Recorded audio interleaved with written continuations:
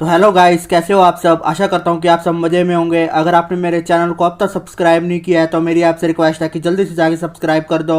और आज हम इस अनिम का थर्ड एंड फोर्थ एपिसोड देखेंगे। तो चलिए बिना देरी करे हुए शुरू करते हैं। एपिसोड की शुरुआत में हम इन सबको देखते हैं जो कि एक साथ डिनर कर रहे होते हैं। यहाँ पर राजेश कहता है कि मुझे ये बात बिल्कुल पसंद नहीं है। इस पर फिर M21 कहता है कि क्या पसंद नहीं है तुम्हें। फिर राजेश कहता है कि देखो तुम्हारे बाउल में तो बैम्बू शूट ज्यादा है और मेरे में देखो सिर्फ सूप ही सूप है। और इसी बात पर फिर दोनों में दोबारा से बहस छिड़ जाती है। इसके बाद फिर राजेश प्रिंसिपल से कहता है कि यहाँ जो कुछ भी हुआ तुम भूल जाओगे। फिर प्रिंसिपल कहते हैं कि ठीक है बिल्कुल। फिर राजेश कहने लगता है कि माइंड कंट्रोल करने की टेक्निक इस प्रिंसिपल पे तो काम कर रही है, लेकिन इस राय का क्या, मुझे तो समझ में नहीं आता कि इसके साथ क्या चल रहा है। इसके बाद फिर राजेश राय का माइंड कंट्रोल करने की कोशिश करता है और मन ही मन में उससे कहता है कि तुम यहाँ पर जो भी कुछ हुआ तुम उसे भूल जाओगे। लेकिन राय इस पे कुछ रिएक्ट नहीं करता, वो तो अपने खाने में ही व्यस्त होता है। राय को देखकर फिर राजेश कहता है कि इसको समझना तो बिल्कुल मुश्किल है। फिर अगले सीन में हम इन्हीं गुंडों को देखते हैं जो कुछ इन्वेस्टिगेशन करने के लिए जापान आए होते हैं। हम देखते हैं कि ये D5 के मेंबर होते हैं। इसके बाद फिर कैप्टन कहता है कि टाओ मुझे ये बताओ कि यहाँ की पुलिस ने इस हादसे के बारे में क्या बताया है। हम देखते हैं कि इस बंदे का नाम टाओ होता है और ये हैकिंग करने में बहुत बड़ा एक्सपर्ट होता है। फिर टाओ कैप्टन से कहता है कि यहाँ की पुलिस ने तो बताया है कि इन सब के पीछे एक साइको का आता है। कितनी बकवास बात है ना।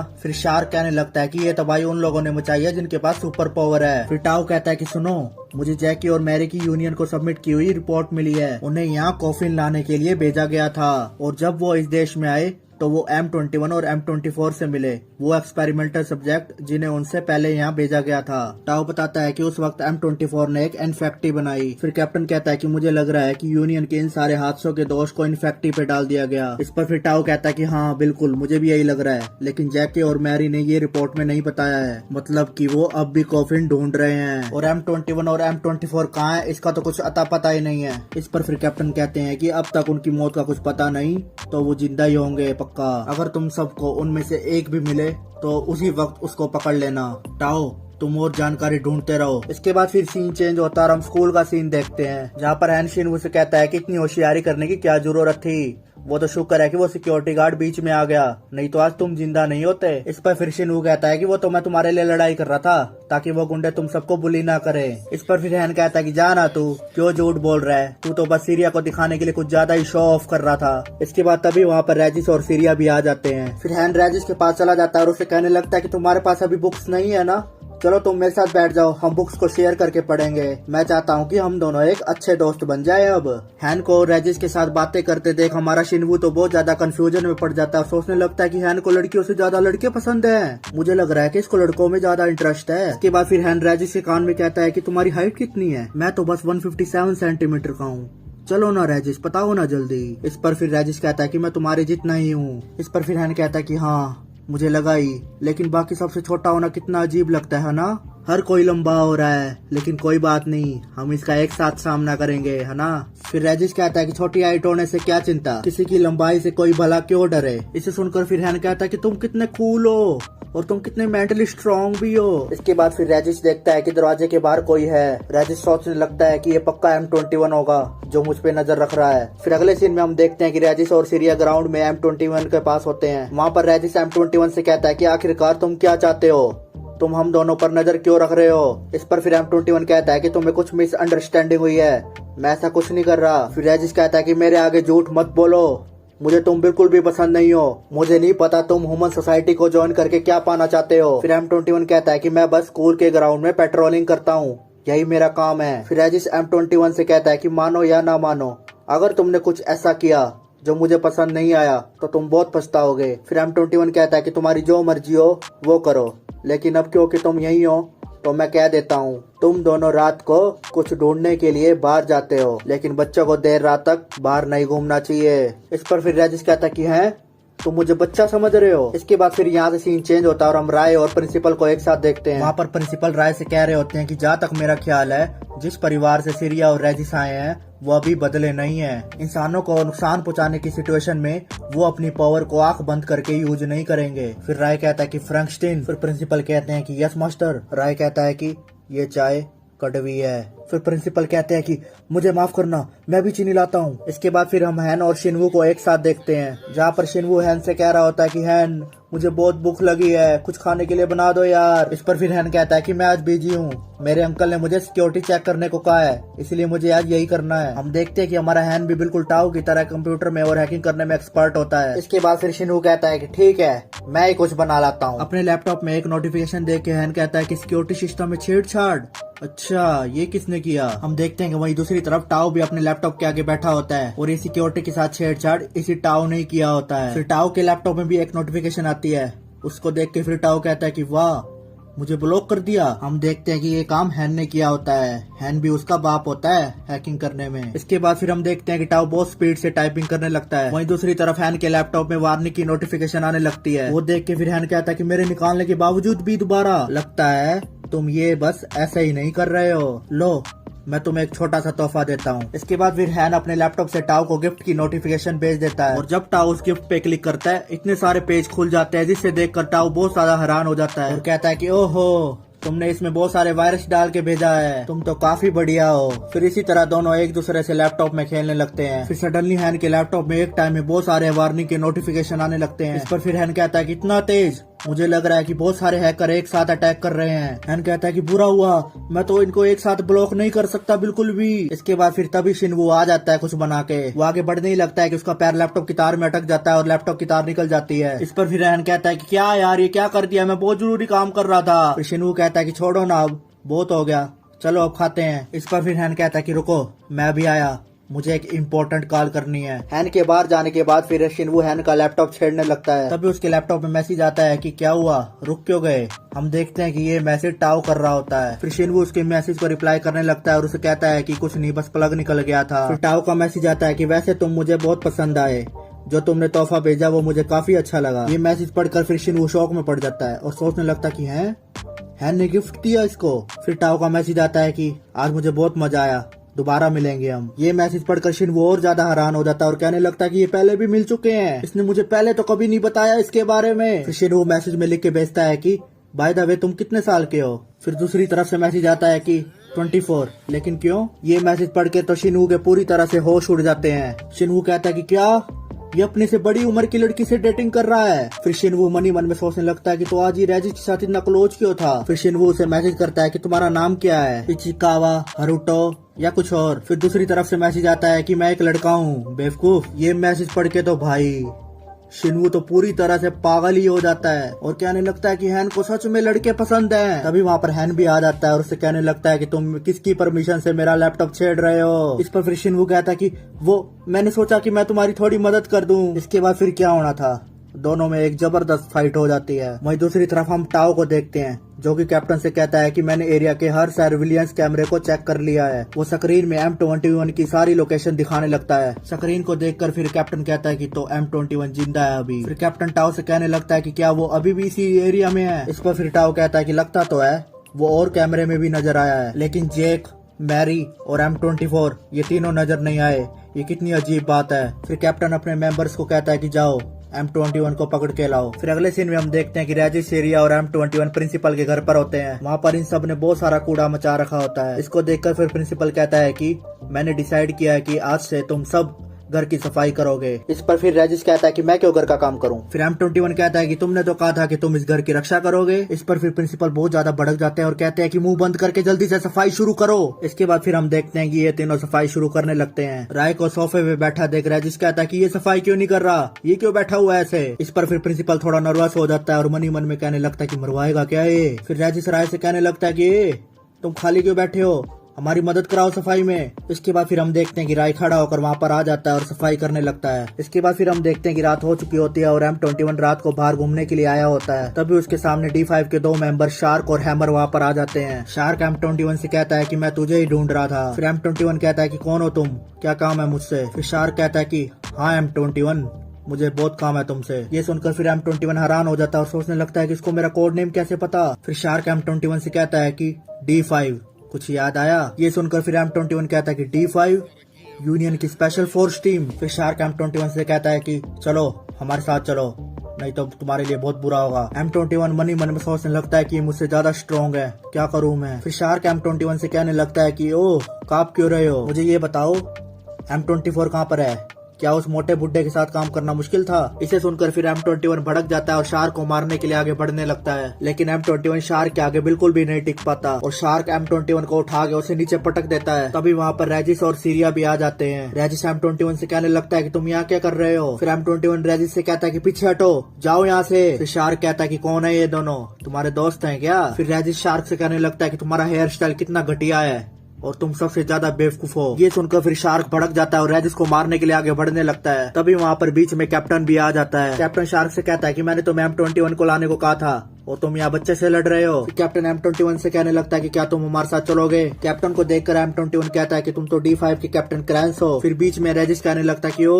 M21 को कहाँ लेके जा रहे हो, मैंने इसकी परमिशन नहीं दी। फिर कैप्टन M21 से कहने लगता है कि क्या इन दोनों का तुम्हारा करंट मिशन से कोई लेना देना है? इस पर फिर M21 कहता है कि नहीं, ये दोनों तो बस दो हंसों के जोड़े हैं। इस पर फिर M21 कहता है कि ठीक है, मैं चलूंगा। M21 मन ही मन में सोच रहा होता है कि इनको लगता है कि मैं यूनियन का एजेंट हूँ, अगर मैं इसका फायदा उठाऊं तो मुझे मेरे साथियों का नाम पता चल सकता है। हाँ, यही सही है, मैं इनके साथ चला जाता हूँ। इसके बाद हम देखते हैं कि M21 कैप्टन के साथ जाने लगता है। तो इसी के साथ हमारा ये 3rd एपिसोड यहीं पर ही खत्म हो जाता है। अब हम 4th एपिसोड देखेंगे। इस एपिसोड की शुरुआत में हम रेजिस और सीरिया को देखते हैं जो कि वापस प्रिंसिपल के घर पर आ जाते हैं। फिर प्रिंसिपल इनसे कहते हैं कि तुम दोनों को देखकर ऐसा लगता है कि तुम्हारे साथ कुछ अच्छा नहीं हुआ। फिर सीरिया कहती है कि मैं कैसे कहूँ, ये थोड़ा नाराज है। फिर रेजिस कहता है कि बकवास बातें मत करो, मैं उन जैसों से नाराज क्यों होऊंगा? फिर प्रिंसिपल कहते हैं कि उन जैसों से तुम्हारा मतलब? इस पर फिर रेजिस कहता है कि वही जो यहाँ पर रहता है। फिर प्रिंसिपल कहते हैं कि अच्छा, तुम्हारा मतलब M21। फिर रेजिस कहता है कि मैं उससे इसलिए नाराज हूँ क्योंकि उसने मुझे धोखा दिया है। ये कहते ही फिर रेजिस वहाँ से चला जाता है। फिर प्रिंसिपल सीरिया से पूछने लगते हैं कि धोखे से इसका क्या मतलब है? फिर सीरिया कहती है कि हम रास्ते में कुछ बंदों से मिले थे जो शायद M21 के दोस्त थे, उन्होंने कहा कि M21 किसी मिशन से यहाँ रह रहा था। फिर प्रिंसिपल कहते हैं कि अब वो कहाँ पर है? इस पर फिर सीरिया कहती है कि वो अपने दोस्तों के साथ चला गया। फिर प्रिंसिपल मन ही मन में सोचने लगते हैं कि उसने कहा था कि यूनियन मास्टर को ढूंढ रही है, क्या वो यहाँ हमारी जानकारी लेने आया है? अगर ये बात है और वो सच में उनके साथ चला गया है तो बात बिगड़ सकती है। वहीं दूसरी तरफ हम M21 को देखते हैं जिसको D5 के मेंबर से बंदी बना लिया होता है। फिर कैप्टन M21 से कहता है कि तुम उन एजेंट में से एक हो जिसे कॉफिन लाने को कहा गया था, तुम जेक और मैरी से पक्का मिले होगे, तुम मुझे ये बताओ उस वक्त क्या हुआ था? तुम जो जो जानते हो सब बताओ। फिर M21 कहने लगता है कि मुझे समझ में नहीं आ रहा कि तुम लोग मुझ जैसे कचरे से क्यों सवाल पूछ रहे हो। फिर तभी शार्क आके उसकी छाती में लात मार देता है और M21 से कहने लगता है कि तुम्हें सवाल का जवाब देना है, फालतू की बकवास नहीं करनी। फिर कैप्टन M21 से कहने लगता है कि जब तक तुम यूनियन के ऑर्डर्स पर काम कर रहे हो, हमसे जानकारी छुपाने के तुम्हारे पास कोई कारण नहीं होना चाहिए। क्या तुम अपने स्पेशल मिशन के कारण नहीं बता पा रहे? फिर M21 मन ही मन में सोचने लगता है कि तो इन्हें नहीं पता कि मैंने यूनियन को धोखा दिया है, इन्हें लगता है कि मैं किसी स्पेशल मिशन पर हूँ। M21 को देखकर शार्क बहुत ज्यादा भड़क जाता है और उसे कहता है कि कुछ तो क्या कमी ने। इसके बाद फिर वो M21 को लातों पर लात मारने लगता है। फिर कैप्टन M21 से कहते हैं कि मैं तुम्हें थोड़ा सोचने के लिए समय देता हूँ, इसलिए मुझे सच सच बता देना। इसके बाद हम देखते हैं कि D5 का एक मेंबर टोक्यो M21 को पानी की बोतल देने लगता है। टोक्यो M21 से कहता है कि पियो इसे, चिंता मत करो, इसमें कुछ नहीं है, अगर तुम्हें विश्वास ना हो तो पहले मैं पी लेता हूँ इसे। इस पर फिर M21 कहने लगता है कि तुम क्यों चिंता कर रहे हो? फिर टोक्यो कहता है कि मुझे बस अपने साथी एजेंट का ऐसा हाल अच्छा नहीं लग रहा। इसके बाद फिर M21 कहता है कि ठीक है, मैं कोऑपरेट करूंगा, लेकिन मेरी एक कंडीशन है, कुछ है जो मैं भी जानना चाहता हूँ, मैं चाहता हूँ कि तुम लोग उस बात का पता लगाओ। इस पर फिर कैप्टन कहते हैं कि तुम क्या जानना चाहते हो? इस पर फिर शार्क कैप्टन से कहता है कि आप इसकी कंडीशन क्यों मान रहे हो? फिर कैप्टन शार्क से कहते हैं कि तुम एक बार चुप रहो। खैर M21, तुम बताओ तुम क्या जानना चाहते हो? इस पर फिर M21 कहता है कि मैं बाकी एक्सपेरिमेंटल सब्जेक्ट्स जो कि मेरे दोस्त हैं, मैं उन सब की जानकारी चाहता हूँ। इस पर फिर कैप्टन कहता है कि माफ करना, मैं ये सब नहीं जानता, हमारे पास ये इंफॉर्मेशन नहीं है। फिर M21 टाओ की तरफ देख के कहता है कि तुम टाओ हो ना, यूनियन के एक्सपेरिमेंट का डाटा इकट्ठा करना इसके लिए आसान होगा। फिर टाओ M21 से कहता है कि तो तुम मुझे अच्छे से जानते हो। फिर कैप्टन कहते हैं कि ठीक है, टाओ ऐसा तुम्हारे लिए जरूर करेगा। फिर अगले सीन में हम देखते हैं कि टोक्यो छत पर खड़ा होता है, तभी वहाँ पर टाओ भी आ जाता है। टाओ टोक्यो से कहने लगता है कि तुम हम जैसे नहीं हो, है ना, तुम बहुत सॉफ्ट हार्टेड हो, मुझे समझ में नहीं आ रहा कि तुम आखिरकार यहाँ पर क्या कर रहे हो। इस पर फिर टोक्यो कहता है कि अगर मैं सॉफ्ट हार्टेड हूँ तो इसमें मेरी बहन का हाथ है। फिर यहाँ से सीन चेंज होता है, हम स्कूल का सीन देखते हैं जहाँ पर हैन कह रहा होता है कि मैंने सिक्योरिटी गार्ड को नहीं देखा कई दिनों से, कहाँ है वो। तभी वहाँ पर रेजिस और सीरिया भी आ जाते हैं। फिर हैन रेजिस से पूछने लगता है कि तुम्हें तो पता ही होगा कि वो गार्ड कहाँ पर है। इस पर फिर रेजिस कहता है कि पता नहीं। फिर हैन कहता है कि क्या तुम तो एक साथ रहते हो ना, तुम्हें तो पता होना चाहिए। इस पर फिर रेजिस कहता है कि मुझे उसकी कोई परवाह नहीं है। फिर हैन कहने लगता है कि रेजिस तुम भी ना बहुत अजीब हो। इसके बाद फिर हैन के फोन में टाओ का मैसेज आता है कि क्या आज हम एक रेस्टोरेंट में मिल सकते हैं। फिर अगले सीन में हम शिनवू और सीरिया को एक साथ देखते हैं जो कि कहीं जा रहे होते हैं। फिर शिनवू सीरिया से कहता है कि तुमसे ये उठवाने के लिए मुझे माफ करना। इस पर फिर सीरिया कहती है कि कोई बात नहीं। फिर रास्ते में शिनवू की नजर एक आदमी पर पड़ती है जिसको कुछ बदमाश बुली कर रहे होते हैं। हम देखते हैं कि वो आदमी और कोई नहीं बल्कि D5 का मेंबर टोक्यो होता है। फिर शिनवू सीरिया से कहता है कि सीरिया तुम यहीं पे रुको, मैं भी आया। इसके बाद हम देखते हैं कि शिनवू वहाँ पर जाके उन बदमाश लोगों की पिटाई कर देता है। फिर शिनवू टोक्यो से पूछता है कि क्या तुम ठीक हो। इस पर फिर टोक्यो कहता है कि हाँ, मदद करने के लिए शुक्रिया। इस पर फिर शिनवू कहता है कि रहने दो यार, ये इतनी बड़ी बात नहीं है। फिर सीरिया को देखकर टोक्यो पूछने लगता है कि क्या तुम लोग एक दूसरे को डेट कर रहे हो क्या। इस पर फिर सीरिया कहती है कि नहीं। फिर टोक्यो कहने लगता है कि तुम दोनों लवली कपल हो। इसे सुनकर फिर हमारा शिनवू जोर जोर से हंसने लगता है। वही दूसरी तरफ हम हैन को देखते हैं जो कि टाओ के साथ एक रेस्टोरेंट में होता है। हैन टाओ से कहता है कि मुझे लगा नहीं था कि तुम्हारे लेवल का कोई मुझे यहाँ पर मिलेगा। इस पर फिर टाओ कहता है कि हाँ ना, मैंने बहुत से लोगों के साथ काम किया है लेकिन मैंने भी तुम्हारे जैसा कोई नहीं देखा। मुझे महसूस हुआ कि तुम भी बिल्कुल मेरी तरह हो, इसलिए मुझे तुमसे मिलना था। टाओ कहता है कि मुझे लगा कि तुम मेरे अंदर के खालीपन को समझ पाओगे। इसे सुनकर फिर हैन कहता है कि खालीपन। इस पर फिर टाओ कहता है कि एक एहसास जो एक जैसे ही दो लोग समझ पाए, बिल्कुल तुम्हारी और मेरी तरह। वो एहसास जब लोग तुम्हारे टैलेंट की कदर नहीं करते और तुम्हारी बेइज्जती करते हैं। मैं उन लोगों से घिरा हुआ हूँ जो मुझे ऑर्डर देने के अलावा कुछ नहीं करते। इस पर फिर हैन शिनवू को याद करके कहता है कि हाँ, मैं भी समझ सकता हूँ। टोक्यो कहता है कि तुम्हारे और मेरे जैसे टैलेंटेड लोग हमेशा थके रहते हैं। इस पर फिर हैन कहता है कि हाँ ठीक का। हैन टाओ से कहता है कि बॉस तुम तब भी काफी जबरदस्त हो। इस पर फिर टाओ कहता है कि हैं बॉस। इस पर फिर हैन कहता है कि माफ करना, मैं पहले ऐसे किसी से नहीं मिला जिसकी मैं इतनी इज्जत कर सकूं। तुम्हें इस नाम से कोई दिक्कत तो नहीं है ना। इस पर फिर टाओ कहता है कि नहीं, कोई दिक्कत नहीं है। वहीं दूसरी तरफ हम इन तीनों को देखते हैं जो कि एक साथ रोड पर चल रहे होते हैं। टोक्यो पूछता है कि क्या तुम दोनों स्टूडेंट्स हो। फिर शिनवू कहता है कि हाँ, हम हाई स्कूल स्टूडेंट हैं। फिर टोक्यो कहता है कि तुम दोनों को देखकर मुझे मेरी छोटी बहन की याद आ गई। इस पर फिर शिनवू कहता है कि तुम्हारी छोटी बहन भी है। फिर टोक्यो कहता है कि हाँ, शायद वो तुम्हारी ही उम्र की होगी, अब मैंने उसे काफी वक्त से देखा नहीं। टोक्यो कहता है कि जापान काफी अच्छी कंट्री है, उम्मीद है कि मेरी बहन भी यहाँ पर हाई स्कूल में पढ़ेगी। इसके बाद फिर शिनवू के फोन पर हैन का मैसेज आता है। मैसेज पढ़ने के बाद शिनवू टोक्यो से कहता है कि टोक्यो अब मुझे जाना होगा, मेरा दोस्त मुझे बुला रहा है। इसके बाद हम देखते हैं कि शिनवू और सीरिया टोक्यो को बाय कर वहाँ से चले जाते हैं। फिर अगले सीन में हम टोक्यो और टाओ को देखते हैं। फिर टाओ टोक्यो से कहता है कि एक बार के लिए सही मुझे उसे ढूंढने देना चाहते हो, मेरा मतलब तुम्हारी बहन। इस पर फिर टोक्यो कहता है कि तुम कहना क्या चाहते हो। फिर टाओ कहता है कि मतलब मैं कोशिश तो कर ही सकता हूँ ना, भले ही मैं उसे पक्का ढूंढने के बारे में नहीं कह सकता। फिर टोक्यो टाओ से कहता है कि क्या तुम मुझसे सौदा करना चाहते हो। इस पर फिर टाओ कहता है कि नहीं यार, ऐसा नहीं है, मैंने बस सोचा कि ट्राई करने में क्या जाता है। टोक्यो को देखकर टाओ कहता है कि यार अब मुझे ऐसे मत देखो। टाओ कहता है कि तुम्हें यहाँ रखने के लिए यूनियन ने तुम्हारी बहन को पकड़ रखा है ना, क्या ये टेंशन लेने वाली बात नहीं है। इस पर फिर टोक्यो कहता है कि नहीं, मेरी बहन ही मेरा सब कुछ है। फिर अगले सीन में हम देखते हैं कि शार्क और हैमर M21 पर बहुत ज्यादा टॉर्चर कर रहे होते हैं। इसके बाद फिर टोक्यो और टाओ भी वहाँ पर आ जाते हैं। टोक्यो शार्क से कहने लगता है कि रुको, ज्यादा टॉर्चर मत करो उसको। फिर शार्क टोक्यो से कहता है कि तुम बिल्कुल सॉफ्ट हार्टेड हो, मुझे ये बिल्कुल भी पसंद नहीं है। मैं जानता हूँ कि तुमने कई बार औरतों और बच्चों को जिंदा छोड़ा है, जबकि तुम्हारा मिशन उन्हें मारने का था। मैंने उन सभी को मार दिया जिनको तुमने जिंदा छोड़ा था, और मैं इसके साथ भी यही करूंगा। शार्क टोक्यो से कहता है कि लगता है कि ऑर्गेनाइजेशन ने तुम्हारी बहन को पहले ही मार दिया है ना। ये सुनकर फिर टोक्यो बहुत ज्यादा भड़क जाता है। इसके बाद फिर टोक्यो शार्क को मारने के लिए अपनी गन निकाल लेता है। टोक्यो कहता है कि शार्क कमीने, मैं तुझे छोड़ूंगा नहीं आज। तभी बीच में टाओ आ जाता है और टोक्यो को रोकने लगता है। फिर शार्क कहता है कि मैं तो बस कैप्टन का ऑर्डर मान रहा था, हमारे बारे में जानने वालों को मारना ही होगा ताकि ऑर्गेनाइजेशन का सीक्रेट बाहर ना आए। फिर अगले सीन में हम देखते हैं कि ये दोनों स्कूल की छुट्टी होने के बाद घर पर जा रहे होते हैं। फिर तभी रेजिस देखता है कि एक बिल्डिंग के ऊपर शार्क और हैमर खड़े हुए हैं। इनको देखकर फिर रेजिस इन्हें मिलने चला जाता है। वहीं दूसरी तरफ शिनवू और हैन कंफ्यूज हो जाते हैं कि आखिरकार रेजिस कहाँ गायब हो गया। फिर यहाँ पर शार्क कहता है कि सोचा नहीं था कि तुम खुद आ जाओगे, अगर तुम चुपचाप हमारे साथ आ जाओ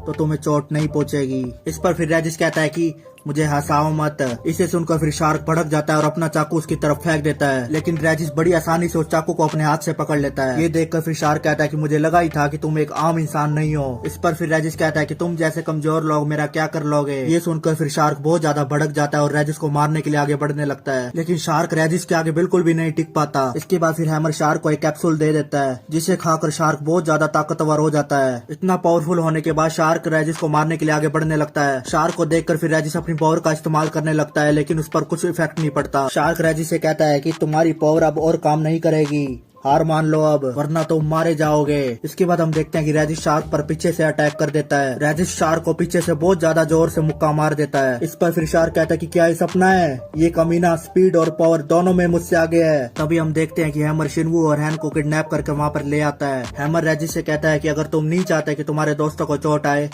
तो जैसा हम कह रहे हैं वैसा करो। इसे देखकर फिर रेजिस बहुत ज्यादा नर्वस हो जाता है। फिर अगले सीन में हम देखते हैं कि शार्क इन तीनों को वहीं पर ले आता है जहाँ पर M21 किडनैप है। शार्क अपने मेंबर्स के लोगों से कहता है कि देखो मेरे हाथ कुछ अच्छे शिकार लग गए हैं। वही दूसरी तरफ इन तीनों को देखकर M21 के तो होश ही उड़ जाते हैं। तो इसी के साथ हमारा ये 4th एपिसोड भी यहीं पर ही खत्म हो जाता है। अगर आपको ये वीडियो अच्छी लगी हो तो मेरे चैनल को सब्सक्राइब करके जरूर जाएं और कमेंट सेक्शन में कमेंट भी जरूर कर देना कि आपको ये वीडियो कैसे लगी। तो हम फिर मिलेंगे अगले एपिसोड के साथ। Thank you.